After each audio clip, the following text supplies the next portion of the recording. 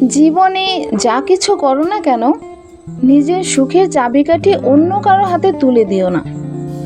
কখনোই কারো উপর এত বেশি নির্ভরশীল হবে না যে তাদের সামান্য অবহেলাতেই তোমার মন খারাপ হয়ে যায়।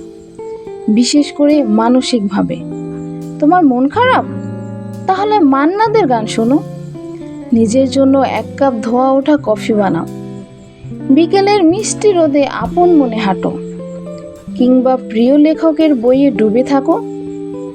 যদি কোনো সৃজনশীলতা থাকে তবে সেটাই হোক তোমার সঙ্গী।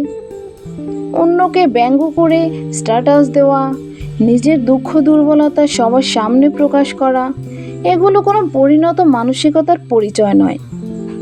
খুব বেশি একা লাগলে বা মন খারাপ হলে ঘর অন্ধকার করে কিছুক্ষণ চুপচাপ বসে থাকো, প্রার্থনা করো, পুরনো স্মৃতি মনে করে হাসো, কাঁদো, কিন্তু নিজের সাথে এমন একটা সম্পর্ক গড়ে তোলো যেন দুঃখের দিনগুলোকে কাউকে না পেলেও নিজেই নিজের সবচেয়ে কাছের বন্ধু হতে পারবে। যদি কোনো কাজে সফল হও, নিজেকে পুরস্কৃত করো। যদি ব্যর্থ হও, নিজের সাথে একটু অভিমান করো, কিন্তু হাল ছাড়বে না। তবে কখনোই অন্যের চোখে নিজের পারফেকশন খোঁজার ভুল করো না, কারণ মানুষ সবসময় তোমার গুণের চেয়ে তোমার ত্রুটিগুলো দেখতেই বেশি পছন্দ করবে। তুমি যদি পারো সেটাই যথেষ্ট। একা রেস্টুরেন্টে বসে খাওয়াটা স্বাভাবিক মনে করো, একা পার্কে সময় কাটানোটা যেন হাস্যকর না লাগে। নিজেকে আর্থিকভাবে স্বাধীন করো, যাতে মুড অফ থাকলে নিজের জন্য 1 টুকরো চকলেট কিনতে পারো, নিজের জন্মদিনে নিজেকে একটা সুন্দর উপহার দিতে পারো। সুবিধা বঞ্চিত শিশুদের নিয়ে জন্মদিনের আনন্দ ভাগাভাগি করো। নিজের পছন্দের পোশাক নিজের জন্য নিজেই কিনতে পারো। মাঝে মধ্যে নিজেকে কিছু ফুল উপহার দাও।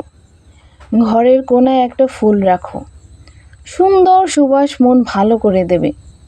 সবার মন জয় করাও তোমার দায়িত্ব নয়, কারণ পৃথিবীতে কেউই সবার কাছে গ্রহণযোগ্য হতে পারেনি, আর পারবেও না। তাই যেখানে প্রয়োজন সেখানে না বলতে শেখো। আমার বাবা মা আমাকে বোঝে না, বন্ধুরা আমাকে সময় দেয় না, কাছের মানুষ আমাকে অবহেলা করে, এইসব ভাবনাকে প্রশ্রয় দিও না, কারণ এগুলো আসলে তোমার নিজের তৈরি করা মানসিক চাপ। কেন নিজেকে অন্যের বিরক্তির কারণ বানাবে?